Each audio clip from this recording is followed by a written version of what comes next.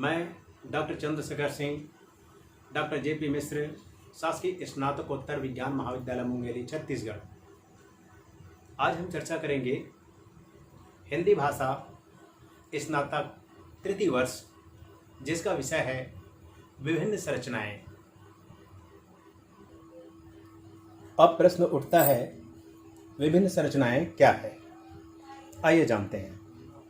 भाषा एवं उसके प्रयोग के माध्यम से व्यक्ति अपनी बात को दूसरे तक पहुंचाता है। वह अपनी बात को कई तरह से कहता है। अतः विनम्रता, निषेध, दिशा, समय व इच्छा आदि का व्यक्त होना स्वाभाविक है। ऐसे ही वाक्यों का विविध प्रकार से सृजन को विभिन्न संरचनाएं कहते हैं। संरचनाएं विभिन्न तरह से बोली जाती हैं, अतः इसके कई प्रकार हैं। विभिन्न संरचनाएं हैं।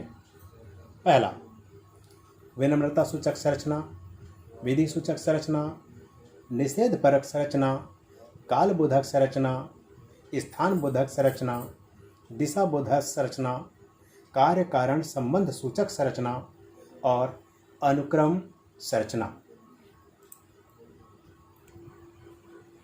पहली संरचना है विनम्रता सूचक संरचना, जिसको अब जानेंगे। विनम्रता सूचक संरचना है विनम्रता का बोध कराने वाली वाक्य संरचना। इसके संयोजक शब्द है ये, जिए, कृपा, कृपया, अनुग्रहित आदि। उदाहरण है आइए, कहिए, कीजिए, कृपा करें आदि। निम्नलिखित संदर्भ में भी उदाहरण अग्रलिखित हैं, जिसे हम जानेंगे। पहला, बच्चों के अपने माता पिता के प्रति व्यवहार में। माँ बाबूजी, आज परीक्षा है, आशीर्वाद दीजिए। दूसरा, गुरुजनों के प्रति छात्रों के व्यवहार में।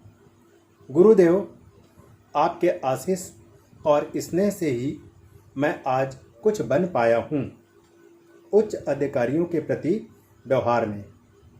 आपकी अनुकंपा मेरा बड़ा सहारा है सर। पति पत्नी के परस्पर व्यवहार में। देवी, तुम्हारे बिना यह घर घूरा हो जाता। अन्य आदरणीय व्यक्तियों से व्यवहार में। विराजिए महाशय, पिताजी आ ही रहे हैं। अपरिचितों से शिष्ट व्यवहार में। थोड़ा सरकने का कष्ट करें तो कृपा हो, मैं भी टिक जाऊं। अब जानते हैं दूसरी संरचना विधि सूचक के संबंध में। विधि सूचक संरचना है चाहिए क्रिया से बनने वाली संरचना, जहां इच्छा व्यक्त होती है। इसके संयोजक शब्द है चाहिए। उदाहरण अग्रलिखित है। चाहिए पूर्व ना क्रिया से विधि वाक्य। उदाहरण, अध्यापक को पढ़ाना चाहिए, गीता को गाना चाहिए। पर शब्द से विधि वाक्य। जानवरों पर दया करनी चाहिए, दुष्टों पर क्रोध करना चाहिए। के लिए शब्द से विधि वाक्य। अधिकारों की रक्षा के लिए संघर्ष करना चाहिए। में शब्द से भी विधि वाक्य बनते हैं। हम में हिम्मत होनी चाहिए। तीसरी संरचना है निषेध परक, जिस संबंध में अब बात करेंगे। निषेध परक संरचना है निषेध पूर्ण वाक्यों से सृजित संरचना। संयोजक शब्द मत, न, नहीं। इसी तरीके से अ, अन, थोड़े, भला, चुका, शून्य, हीन, रहित विहीन आदि। उदाहरण अग्रलिखित है।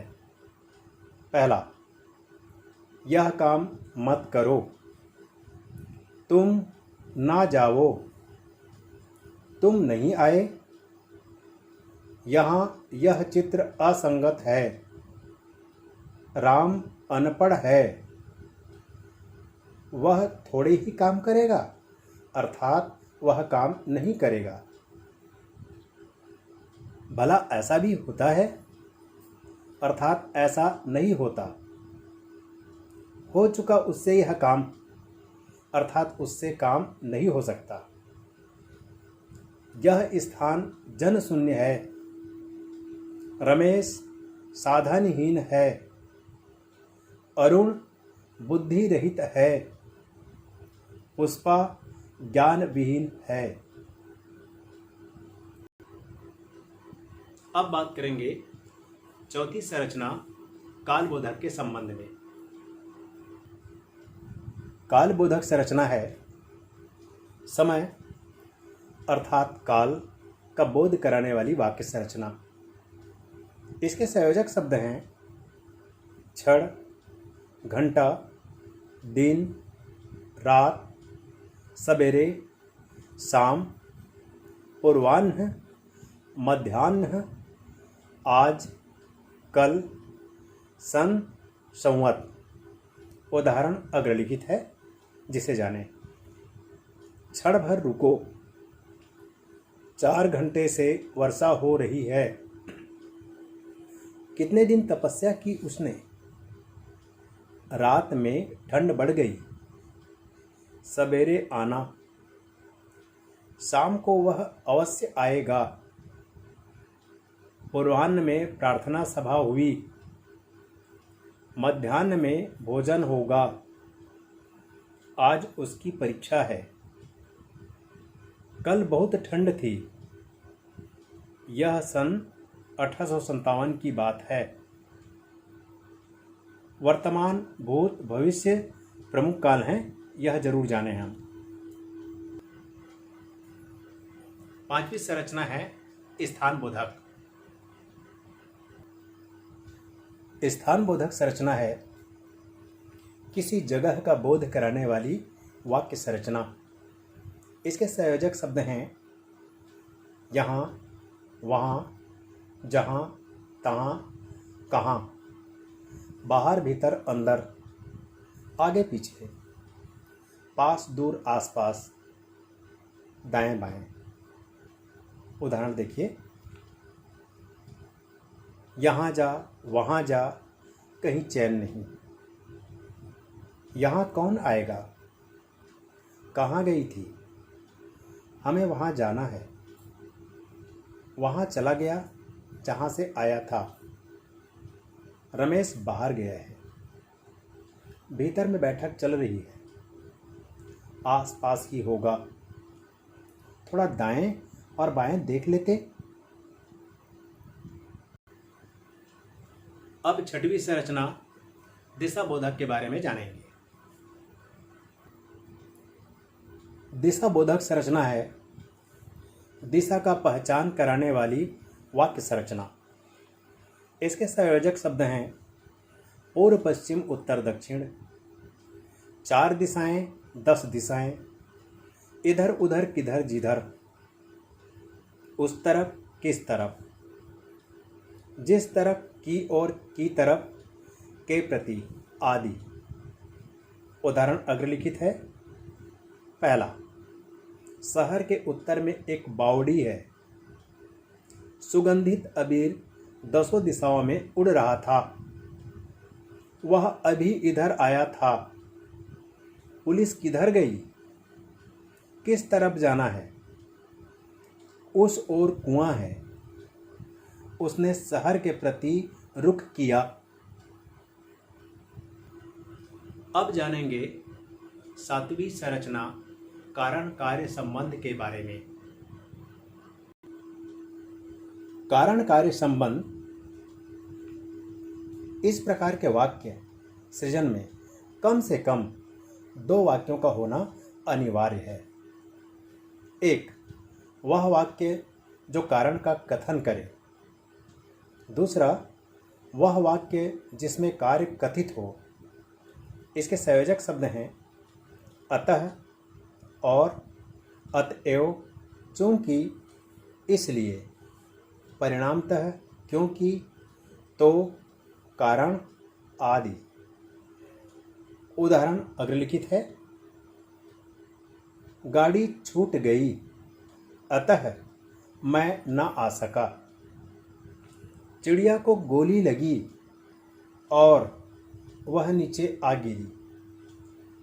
जयचंद ने धोखा दिया, अतएव पृथ्वीराज हार गया। चूंकि आपने रुपये नहीं दिए, वह नहीं आया। वह लक्ष्य के प्रति सावधान था, इसलिए सफल हुआ। पुस्तक नहीं मिली, परिणामतः पढ़ नहीं सका। क्योंकि तुम नाराज थे, मैं चला गया। तुम आए होते तो मैं आ जाता। अंतिम और 8वीं संरचना है अनुक्रम, जिसके बारे में हम जानेंगे। अनुक्रम है पदों का अनुक्रम, एक निश्चित व्यवस्था से सृजित वाक्य संरचना। वह रूप जिसमें अनुक्रम मिलता है वह इस तरह है। क, कर्ता धन क्रिया। ख, कर्ता धन कर्म धन क्रिया। ग, कर्ता पद धन क्रियापद आदि। उदाहरण अग्रलिखित है। ईश्वर है, टेबल है, पत्थर है। इसी तरीके से मोहन घर जाता है, श्याम आम खाता है, निखिल सोता है, गीता गाती है।